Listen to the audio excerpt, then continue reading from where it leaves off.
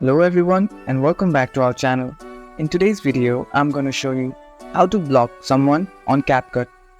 So without any further ado, let's get into it.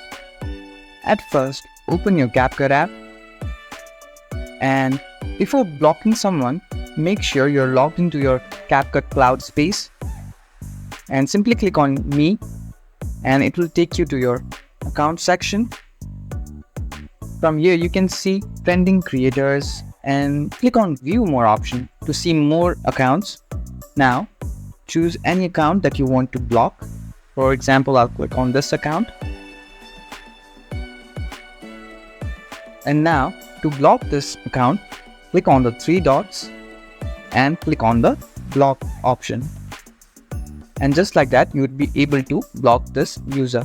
Since I don't want to block this user, I did not. But if you want to block someone, this is the way. And that's it. That's how you can block someone on CapCut. If you found this video helpful, don't forget to give this video a thumbs up and subscribe to our channel for more tutorials like this.